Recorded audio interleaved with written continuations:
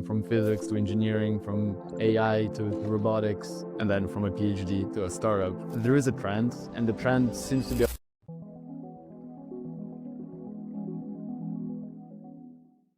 Nikita, coffee, tea, or something else? What fuels your mornings?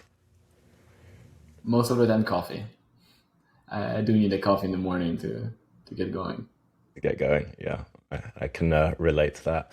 When you were a kid, what did you think you'd be when you grow up? An astronaut, like always, like Yeah, everyone. I've heard that a few times recently, actually. Actually, a few years ago, in the middle of my PhD, I seriously considered applying to become an astronaut because the European Space Agency opened positions. I ended up Wow. not applying. In retrospect, probably worked out well, but I was Yeah, not far from actually trying that. awesome. I would love to go to space, it's actually on my vision board, but not as an astronaut, just as a tourist. Yeah, What's uh, what's one technology that you can't live without? for sure, my phone. And more specifically, this week I'm traveling through the US right now. I realized I cannot live without Google Maps. I would be Yeah, completely lost. I won't be able to go from point A to point B, which is maybe a little bit sad, but luckily Google Maps is here to help us. That works really well. man, I use it all the time, even if it's places I know where I'm going, because now I'm like reliant on it for traffic as well. Uh, I don't know what I would have done without Google Maps when I moved to LA, like all those years ago. All right. If you could fast forward 10 years and see one impact that your work has made on the world, what would you want that to be? The most important thing is I want the software that we're developing to be deployed on many robots. And when I say many robots, I'm talking about millions of robots. This is where real impact comes. Even though each one of these robots will be doing very boring things, manual jobs, repetitive tasks, the combination of those million robots doing all these different things will be super important. On top of that, if we're talking about 10 years, if we can add back a little bit of that space exploration into the mix, that would Yeah. be amazing. Yeah. Well, I see all of this stuff ending up helping us off-world as well. So more to come, I'm sure. Well, welcome to Machine Minds, everyone. I'm your host, Greg Terusian, founder of Samson Rose, your robotics talent search partner. And on today's episode, I'm joined by Nikita Rudin, co-founder and CEO of Flexion Robotics. Thanks for being on the show today, Nikita. I'm really happy to be here. I'm glad we got this scheduled. Let's jump into it. So really exciting. I want to take a step back just to set the stage for this conversation because you've had this deep technical background that spans research, engineering, and now obviously company building, founding and leading. Can you walk us through your path and what were the pivotal moments that shaped how you think about the robotics industry today and robotics in general? Absolutely. So I grew up in Switzerland in Geneva. I usually say you can hear it from my French accent. So my mother tongue is French. And in school, I always liked all sorts of math, physics, all the sciences. And when going to university, I had my first big choice, I guess, was to choose between engineering or pure physics. I was not far from choosing pure physics, but I realized I wanted something a little bit more concrete. I wanted to be able to build the product and to feel the results of what I was working on. That pushed me towards engineering. And a few years later, when I was really interested in all the AI stuff, that was in 2016, 2017. So it was the first few, I guess the first year after the Transformer came out, really the beginning of the artificial intelligence as we know it today. My second choice was what to focus on in a master's. And I chose robotics, probably for the same reason, because I wanted not just a product, actually, I wanted a physical thing that I can feel and see moving from the result of my work. So there seems to be a bit of a trend there, uh, coming closer and closer to actual machines that walk around and do useful work. So I decided to work on robotics, and back then, AI for robotics was not a huge thing. But I got a chance to see the very first results of what was going on at the robotic systems lab, where I ended up doing a PhD later. And the students back then, specifically Jimin Huangbo, Juno Lee, had the very first results of neural networks controlling their quadrupedal robots. And when I saw some of the results, I think it just clicked and it was clear that this is the way to go.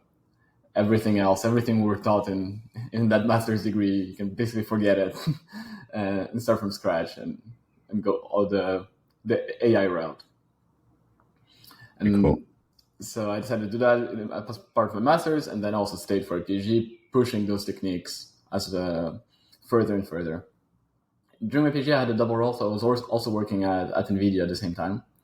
And within NVIDIA, we're developing the simulation tools that are used to then train robots and train those neural networks to control the robots. So on one side, developing the tools, on the other side, my own alpha client beta tester for all that.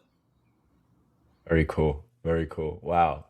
Doing a PhD and at NVIDIA, and at that time, I think those are like three impactful things that you can't really make up. It's like meant It to is. be.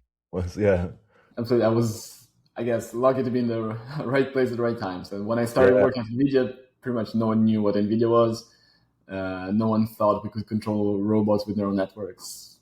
Both things have fully changed right now. Sure. Was there a specific problem or frustration that you encountered just along this journey, maybe in your PhD or even at NVIDIA and the work you were doing, that made you say, like, this needs a fundamentally better solution, and that's what I'm going to work on next? I think a lot of it comes down to the human effort required behind each video demo, each new step of robotics. And I'm sure you've seen videos from 20 years ago. Even some of them are even 50 years old, where you have legged robots running around, which today seems insane. But they were running around 50 years ago. The difference was that it's years and years of effort to get those 5 seconds of video. And 20 years ago, it was maybe 6 months of effort. But now, for a team of 50 people, within Boston Dynamics, for example, to get their absolutely insane results on parkour, backflips, and all of that. And that fundamentally, I mean, it was clear that that does not scale. If you want to bring a general purpose robot to a lot of different tasks, you cannot have 50 people working for 6 months or a year on every single version of those tasks. And this is where I think once we saw that with those neural networks, the robots can adapt at least a little bit better than before to new circumstances, it was clear that it's worth pushing in that direction. And here we are. Here we are. Here we are, absolutely. You know, a lot of people go the PhD route or academia as well, research, and then there's that itch or want to start a company or be involved in a startup. But I'm curious how they're obviously very different worlds, but how did your experience in research differ from like the realities of building a startup? Mm-hmm. That's a good question.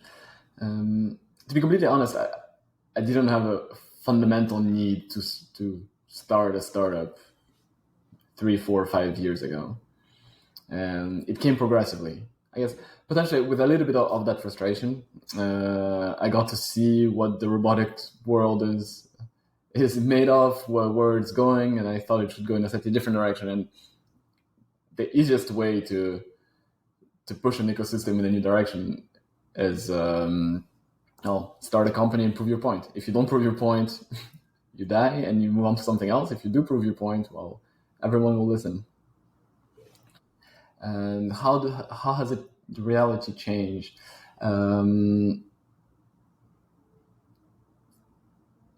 Sorry, I might need to think a little bit about that.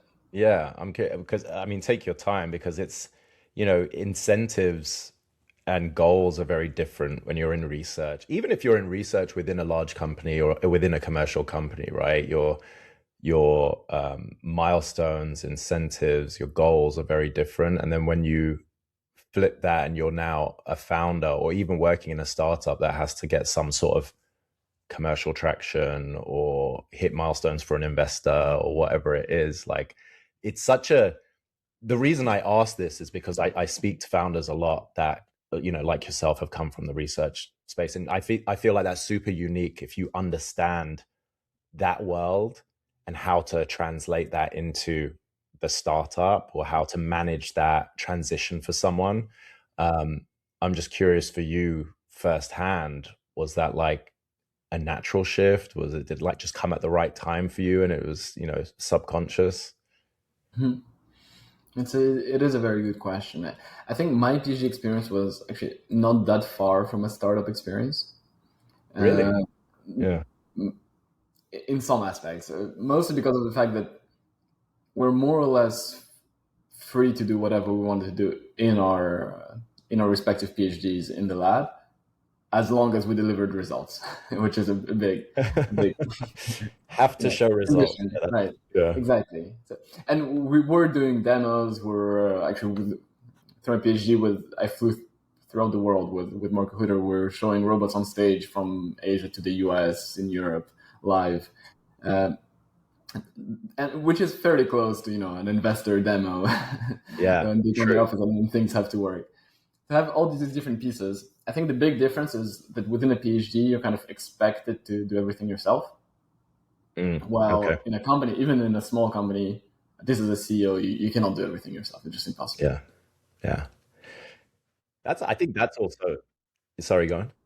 There are all these small things that are taken care of. Small Yeah. things like funding, which is a huge thing, obviously. But when you're a PhD student, you don't necessarily need to worry about it, depending on the university you're in. And then everything around the actual technical work is taken care of for you. So you have to do the work yourself, but everything is ready for you. Whereas in a startup, it's not. You start from scratch. You arrive, you have an empty office, don't even have a desk. You have to assemble the desk, buy a screen.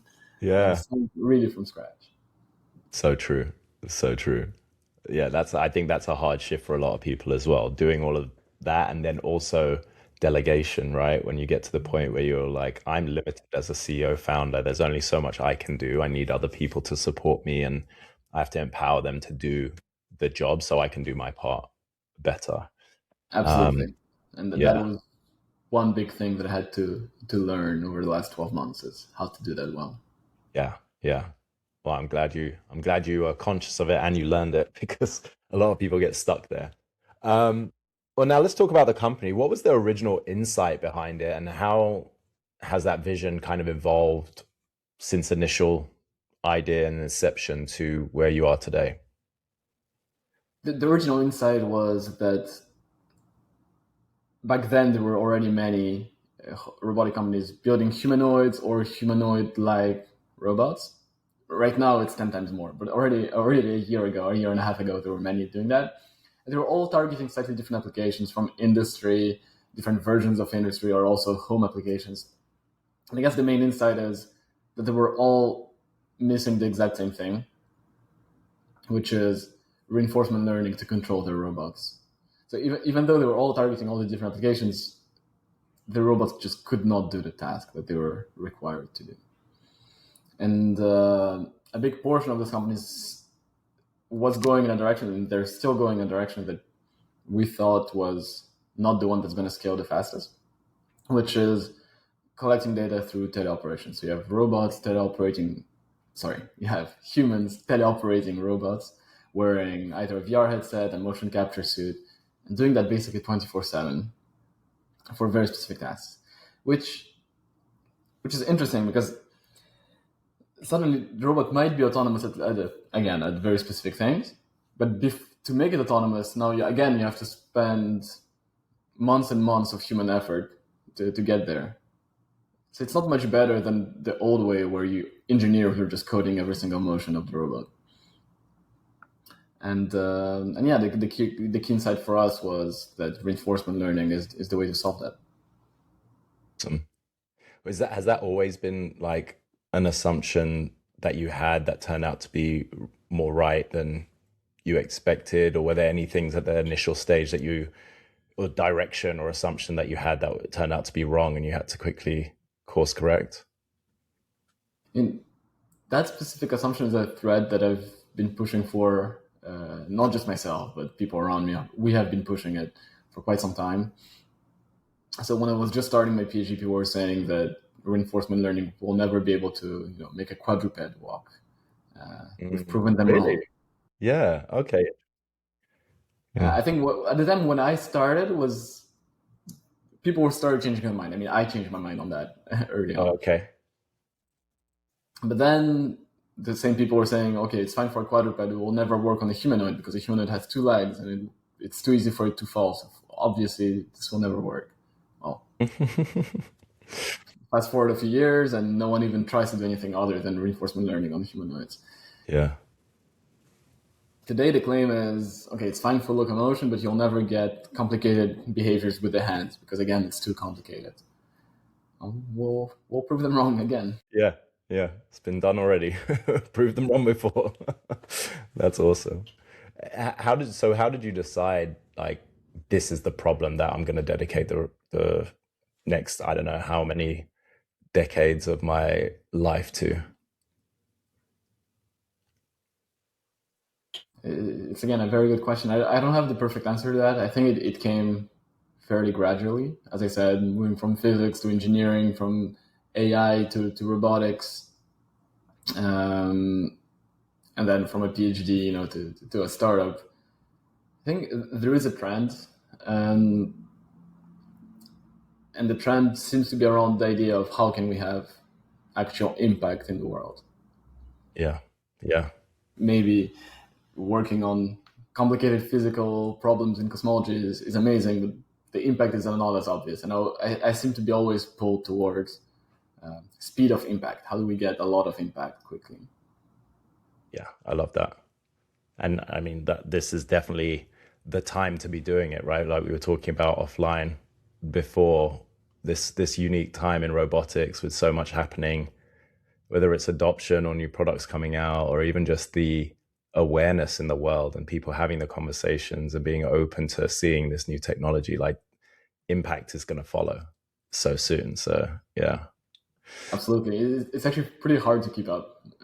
Every single day, there are new companies, new labs, new results. It's hard to Yeah, build. we were just talking about CES, and I mean, I've been going for years and stuff, but this was like by far the most robotics centered show in every hall. Sometimes they're just in one hall or just at Eureka Park and stuff like that. But now they were just like, there's ones in automotive, there's ones at home, there's ones that are next to each other competing. You got outdoor, indoor. It was crazy. It was crazy, and there were so many that I wasn't even aware of that were going to be there. So cool. Mm-hmm. Absolutely. To be honest, I didn't know maybe half of the companies that were showing real physical robots either walking or driving around, and it's my job to know them. Yeah, same. Like you said, it's hard to keep up, especially around the world, because CES is such a global show. It's like, how on earth, like some of them are so far ahead as well than others, and yeah, it's really impressive to see. So let's talk about the company's technology and more in like practical terms. So what does Flexion Robotics enable that wasn't realistically possible before? I don't know how much of this you can share, and I know it's early days, so feel free to give us high level. I don't want to take away too much secret sauce. I'll share as much as possible. Yeah. So we're building a horizontal software platform based on artificial intelligence, of course. Another way to put it, the easiest way to put it, is we're building the brain of a robot, and not just of a single robot, but a brain that can power all sorts of different robots. And to train that brain, of course, you need a lot of data. And we're betting on the fact that the vast majority of that data will come from reinforcement learning, which also means, at least today, that it comes from simulation. So we train robots in simulation to perform all sorts of tasks, and then transfer that to that brain from simulation to the real world. This creates this so-called sim-to-real gap, which is the hardest challenge of what I just said. And the reason why many other companies, many other groups bet against it and try to collect only real-world data to avoid the sim-to-real gap. Based on our background, we think that we are already able to solve that sim-to-real gap. And once you can, you really unlock a lot of potential. Because in simulation, you can deploy thousands and thousands of robots. They try all sorts of things. They fall, they break. But it's all in simulation. It's all virtual, and it's not real. When a robot breaks in real life, it takes a lot of time and a lot of money to repair it. Yeah. Yeah, that's something that people definitely want to avoid, that money to repair. How do you get away from that? Many robotics startups, they struggle at that intersection of intelligence and robustness and real world deployment, right? I think that not just the companies, but investors index kind of heavily on that, and that's what they're looking at, especially at the earlier stage or the route to get there. Where do you guys focus most deliberately? Of course, on all of it, robots have to be intelligent and have to be robust. It's definitely hard. Once again, reinforcement learning actually helps a lot. What we see is systems based on reinforcement learning are inherently more robust because they go through these years and years of simulated trial and error processes. So they, by definition, they first learn how to fail and then learn how to not fail, which means they also learn how to recover from small mistakes. And we see it today specifically with locomotion. So either a quadruped or a humanoid robot, you want to make it walk on all sorts of terrains. The only way to achieve robustness is with reinforcement learning. Because if you do anything else where you make any assumption about how the feet should move, how the center of mass of the robot should be on top of the feet, etc., this always breaks at some point. When the foot slips, when something moves, when you think ground is here, but actually it's something soft and you go through it, all your assumptions break. And the only way to solve that is to bake as little assumption as possible into the system and let the neural networks learn through reinforcement learning. And I think we've shown that in a video that we released a few months ago, where the robot walks through a forest, and it walks on rocks, on dirt, on all sorts of slippery, interesting things. We did not train for that at all. When we were training the system, we didn't even think about a forest. It just happens to generalize and to be robust enough to all these additional disturbances. Yeah, I think I saw that one. It was pretty cool. And to know, like you said, you haven't even trained it on that, and it's just figuring it out as it goes is super powerful. I think that's part of like the different applications as well. What's so appealing about different applications, because you can't, train for, it's near on impossible to train for every different type of scenario, right? Different flooring, weather, any other environmental stuff. So that's powerful. What's one technical trade-off you've had to accept that outsiders might not appreciate? Has anything come up yet? I don't know if it's necessarily a trade-off, but I can play devil's advocate if you want and argue against simulation. The typical argument against it is that the world is hard to simulate. That there's some things that are easy to rigor in simulation and others that are very hard. For example, some very specific materials, if you want to fold a cloth or work with cables or do very intricate assembly work of some components. These things are hard to simulate, and therefore we should completely forget about simulation and only work in the real world. That argument is true, but I don't agree with the conclusion. And I actually think there are way more things we can simulate than people think. It just requires a little bit of expertise and still a little bit of engineering. But it is true that not everything is simulatable. And for that reason, we do need a little bit of real world data. And I think the key is to learn how to be able to mix real data and simulated data. Yeah, so true. It's also some of that, I think, is like having the right people and the team to think through all the different scenarios and applications and what you want to simulate or what real world data you need to acquire to feed into that. It's even like what you were talking about, folding a cloth, different types of cloth, weight, material, whatever. But then you think about if you're folding a cloth outside, if you've got a robot helping you at home and you're entertaining, you got barbecue, but it's windy, that cloth is gonna be affected differently. So yeah, I hadn't even thought about that stuff. Yeah, definitely need the right people. And it's interesting. Everyone has their own opinion, and even within our team, sometimes we slightly disagree. For this specific thing, is it easier to collect real data or go the simulation route? With enough resources, you can explore both for some time, and then you have to decide. Think about more on the commercial aspect, different industries, some are a bit more tech aware and open or tech forward, and some are, a little bit old school. What's been the hardest part of translating advanced robotics into something like the customers that you're working with can actually trust and then deploy? To be honest, I'll take a small step back on that question, and I have been surprised over the last 12 months how much demand there is for these robots. Yeah. I thought that we would need to go and really convince people that they should even talk to us. Instead, everyone is reaching out. I guess there is a bit of this media bubble around humanoids. So everyone is talking about humanoids. But at the same time, big industrial groups, factories, warehouses are really struggling with manual labor, with human labor. It's expensive. And the reality is that, at least in Europe, people don't really want to do these jobs anymore, because it's clearly not a long-term thing.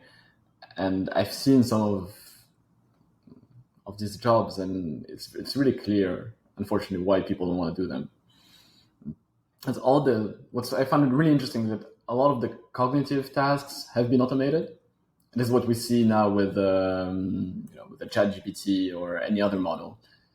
Let's say you want to repair your bike. You can ask ChatGPT how to do it, and then it will tell you, okay, unscrew this. You become just the hands for the AI.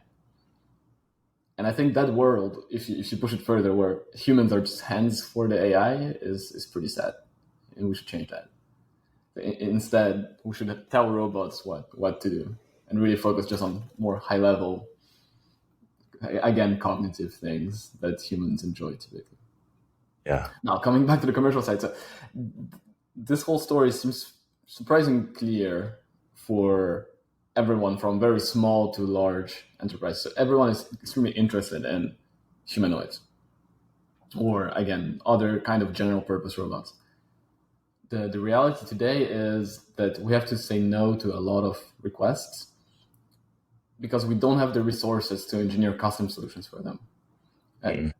And this is not a resource problem, it's a technology problem, because our technology should not require us to do custom solutions for each case. This is what we're aiming for, a general platform that can be very easily adapted to all sorts of robots and tasks. Today, we're not exactly there yet, so we have to say no to a lot of requests. But once the technology develops, I think the demand it's already there, it will be even bigger. Sounds like a real balancing act between like shipping something usable now and staying true to like the path, or like you said, within resources, but then also you're in such a cutting edge world of robotics and just the technology that you're creating. You still have to balance pushing that frontier forward and incorporating research and trying to look around the corner to be ahead of the curve as well. How are you managing that? Absolutely. This is probably the hardest trade-off.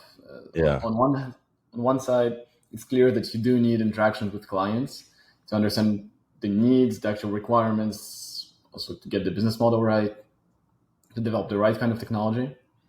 And then on the other side, it's 100% clear that the most important bottleneck right now is the technology itself, so we need to push it forward. But you don't want to be a research lab, and you cannot afford to focus on one single use case and solve it, because it might take you 3-4 years to solve that specific use case. Whereas if you spend these 3-4 years doing the more general purpose development, then maybe in a few months you'll be able to adapt to 10 or 20 of those use cases. So yeah, I don't have a perfect answer. You have to do both. I think you always have to think about what do we learn from this customer engagement, from this deployment. And today the answer cannot be just money, because it's not worth it. You actually have to learn very specific lessons from each engagement. Yeah, especially at that early stage. Yeah, it's like what do people say, replaying the tape, right? You want to go back through and look how you did something, what you've learned from it, how you can incorporate it to be better next time or refine that product. And if you don't, you're missing your own real world company data that you can refine. Exactly. We learn a lot from each new use case because the robot is supposed to do something a little bit different. If it's already capable of doing it, great. We did our job. Typically, it's not. So you have to add some additional capabilities to the previous set of capabilities that the robot had. Plus, every time we do that, we keep track of actually how much effort does it take to do it. And that number needs to go down. If it doesn't, it means we're doing something wrong. Makes sense. Let's shift gears and talk about the team a bit more, because I know that you mentioned that about the people, having the right people there as well. But what does an exceptional engineer or roboticist look like at your company? What do you look for in them? We're looking for people who have, once again, it's the same thing, the right trade-off of a researcher, so taking a step back and thinking about what needs to fundamentally change to develop the technology we're trying to develop, mixed with actually getting things done. And this is not obvious. If you always think about the next step, you don't get things done. That trade-off is usually what defines a roboticist, actually, because we're never at the cutting edge of any single technology, but we are very good at combining all these different things together and actually getting to something at least close to a product that really works in the real world. So definitely biased towards the action-oriented people, let's say. Yeah, I like that. How do you evaluate people differently now as a CEO versus earlier in your career when you were building teams or even part of interview panels? I think a good example is during my PhD, we supervised master students in their thesis. And we cannot work with everyone, so there is also a selection process, and then you supervise them for 6 months. And in that period, this sort of action-oriented aspect already became really clear. Another thing I learned back then is you actually want people who are fairly stubborn, but not too much.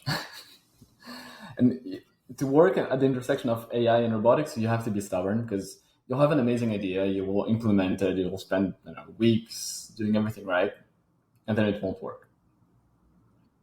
And you'll be debugging, you'll check everything, you're 100% sure that everything is correct, and still doesn't work.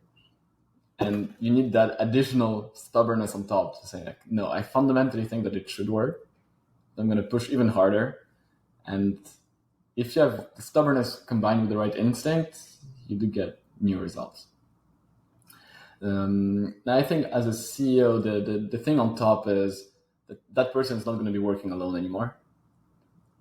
And so that person needs to fit in the team.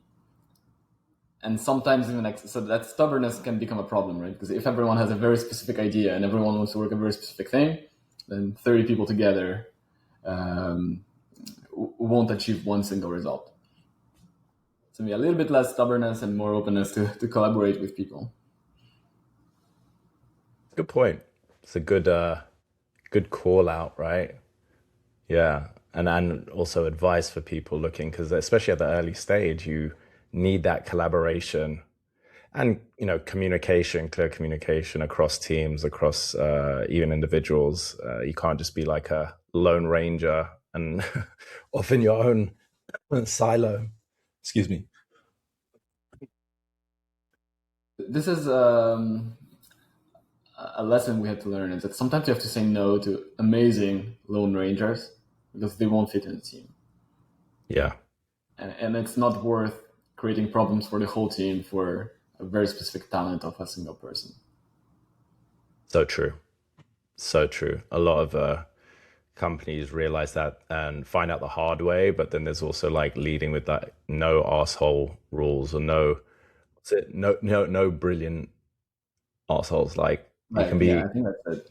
Yeah, no, technically amazing and all of that stuff, but it's disruptive, and the ripple effects of having a bad team player or employee can create attrition, create delayed milestones and progression and just affect the whole like camaraderie as well. So yeah, it's tough sometimes when you got a really awesome person that you're like, oh, you could add so much value, but the outside stuff is going to be detrimental. Yeah, exactly. What roles or skill sets do you think are the most underappreciated in a robotics startup today? Very good question. I don't know if they're underappreciated, but they're not in the spotlight. Obviously, the spotlight is on anything AI. There's so much going on under the AI. An obvious one is hardware, mechanical engineers, electronics engineers, but even software engineers that are not necessarily training neural networks, but building all that infrastructure to very efficiently train the networks, deploy them on the robots. And then the last step is probably even more critical, is getting data from your deployments, storing it in a nice way, and being able to process it to learn something from it. All of this is super critical to allow the researchers to do their work very efficiently. Great point.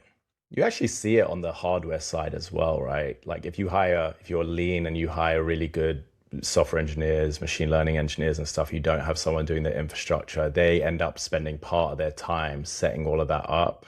And it's not the best use of their time. It's frustrating, bogs them down.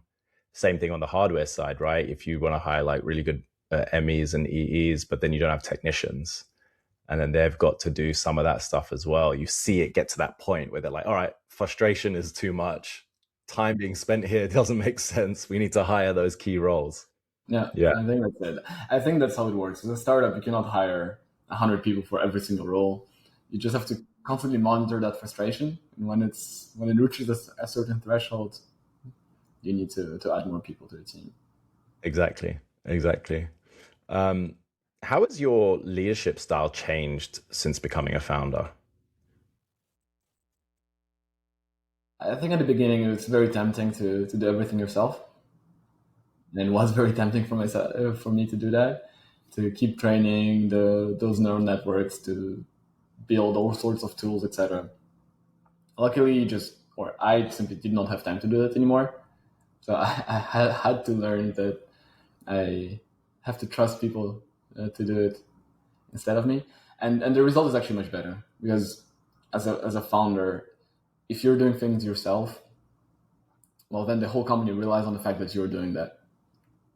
And very quickly, you're going to some events, you're on trips, you're talking to investors, you're just not able to maintain that work that you started doing. I guess the lessons is don't even start. As quickly as possible, get an amazing set of people around you that can do all those technical things and really own them, and be in charge of all these different pieces of software or hardware that we're developing. It's great advice. What's been harder for you, or even for the company, the technology development or the people side? I think it's very hard to compare. We're fairly lucky on the people side, and we have an amazing team. We've hired more than 40 people now in the last 12 months. It's definitely a lot of effort, but I would say that's going pretty well. Technology, of course, is going well. We're moving forward, but it can and should always move faster. I guess technology is still hard. Is the team all predominantly in Switzerland? Today, yes, we have 40 people all in Zurich in person in the office. Out of the 40, I think we have 38 engineers. So I have 2 non-engineering people. But I'm myself. I'm in San Francisco right now, and we're really about to open an office here. That's the purpose of my trip. Is so we already have a space. We have half of a team. We need the second half. Awesome. Well, we'll link all of the careers page and links and everything relevant in the show notes as well, if anyone's interested. Absolutely. Please do. Yeah. I'm not sure we have open positions for the US team, but just reach out to me. Awesome. Curious how you personally manage uncertainty when if it's like a different part of the company focus or the product, but the roadmap, if it isn't obvious, how you handle that uncertainty in the early stage. It's very tempting to come up with a model where you put some numbers in and you get a result out. I think unfortunately when the things you put in are random, the output is also random. Meaning that if it's hard to predict the future, it is hard to predict the future. It's just, the best thing we can do, in my opinion, is to be very flexible and adapt to it. Of course, there are very big decisions that we've made at the beginning. We keep reevaluating them. But for now, we're sticking to these things, like the fact that we want to be horizontal platform. We're not building hardware ourselves. The fact that we're betting on simulation and reinforcement learning. Again, not exclusively, but it is a big bet. Plus, the roadmap is centered around demos and products that we want to build. But I would say that our roadmap goes 6 months into the future, and then it becomes blurry. Changes so quickly, though, right? Every month, it's like things are accelerating or changing, and it's hard to predict further than that. That's it. That's the main thing. It's impossible to exactly predict what we're going to be doing in 2 years from now. Yeah, yeah. Let's talk about the industry as a whole. I'm curious on your perspective of things. Where do you think the robotics industry is overhyped right now?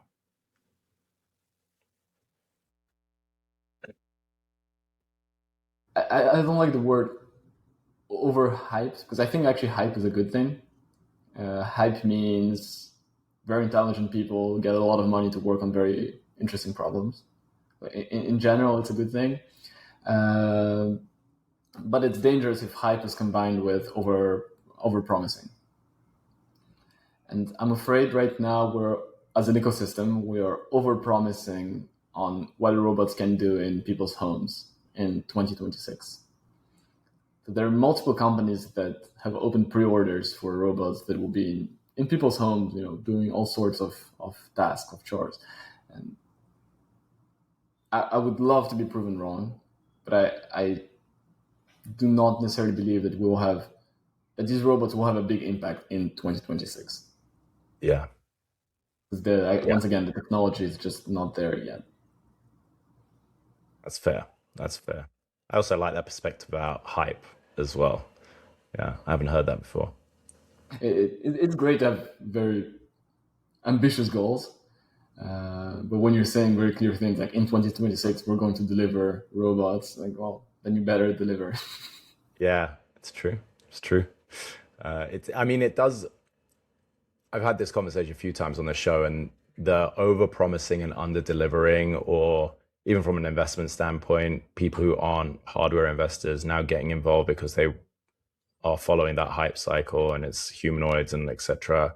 And then they get burned because of whether it's timelines or more money in or whatever it is.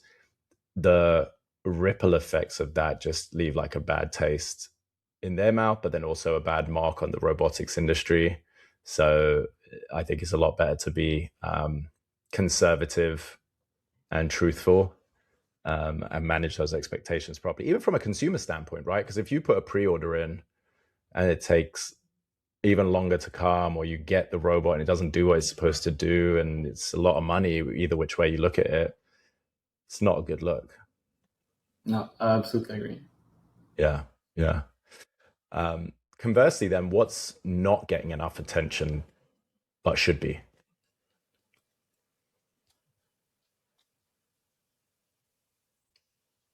It is getting attention, but to contract what I just said, I think it is actually happening. All of this, everything. I mean, we talked about it before, right?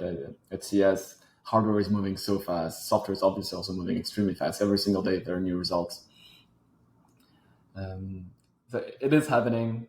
We should just be careful on what we promise at a very specific date, because no one really knows the timeline. Yeah.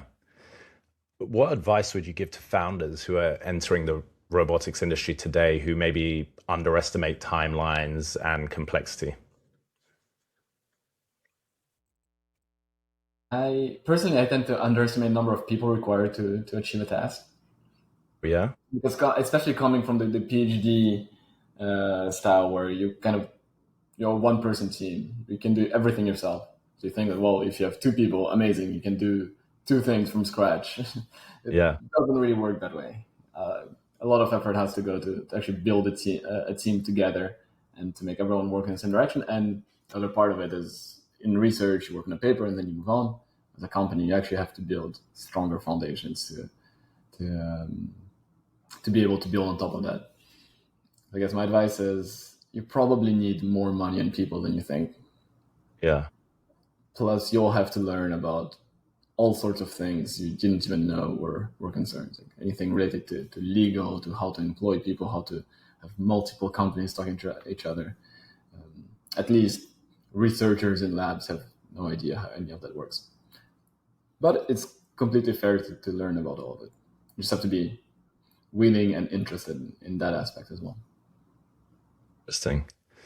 All right, well, we're almost at time, but I want to look ahead for a moment. What kind of milestones are you most excited about for the company over the next 12 to 24 months?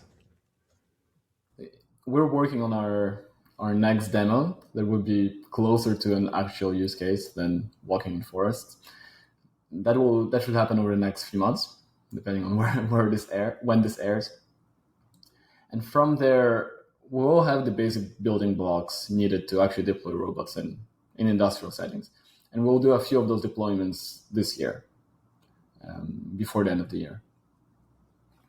And I think the focus from there on, so the robots will be deployed, they will be doing actually useful tasks, but again, the reality will be that behind each robot, you'll have 3 engineers checking that everything is going according to plan, which means that the actual monetary value is negative. The salary of the engineers is obviously higher than the person that was actually doing the task instead of the robot. And the focus for 2027 is to change that. Is to actually reach a point where we can deploy enough robots reliably enough that the economics make sense. Nice. What industries are you primarily focused on initially? We're focusing on different kinds of logistics, moving into manufacturing. But again, more the logistic tasks within a factory, for example. But logistics can also be applied to retail. So imagine in a factory, you pack things into a box and you send the box forward. In a warehouse, you process that box, so you move that box left and right. And then in a supermarket, for example, you'll probably open that box, take things out of it, and put them on shelves. So a lot of it is some version of box or material handling. Makes sense. If you guys succeed in the way that you envision, what does that unlock for the broader robotics ecosystem, do you think? If we succeed, especially building this horizontal platform, it will allow other companies to adapt their robots to new industries much faster, because they won't have to build everything themselves from scratch. A lot of it will be done, and they can focus on the actual deployment, on using their actual key know-how of that specific industry, that data to make their robots really good at what they need to be good at. Sounds like that's what being successful looks like to you then, if you guys achieve. Absolutely. If other companies use our software to unlock new capabilities and new industries for the robots, that's winning. That. All right, one bonus question just for fun and because we have the time. If you had unlimited resources just for 1 year with no constraints, what experiment or product would you try to build? No, I talked about space exploration at the beginning, or becoming an astronaut. Yeah. It has to be something there. I think within 1 year, it's still fairly hard to send a robot to the moon. Yeah. But I would do something in that direction for sure. That's awesome. Awesome. Well, Nikita, thank you so much for being on the show. This was awesome. It was great learning about the company and the progress you guys have made, and now exciting that you're expanding to the US. So congrats and thank you again. How can the listeners learn more about you and Flexion Robotics and everything you guys have going on? Thank you. This was great. I really enjoyed the conversation. To learn more about us, follow us on the social media, LinkedIn, on X. Also, check our website. We post longer form blog posts there. Yeah, that's the best way to follow what we're doing. Perfect. Well, all right. Well, we'll link all of that, the socials, the blog, and the website, and probably your LinkedIn as well in the notes. And yeah, people should reach out if they're interested. And I'll definitely be following along and seeing everything you guys are doing in the next year. Thank you so much. Yeah, thank you. This was great.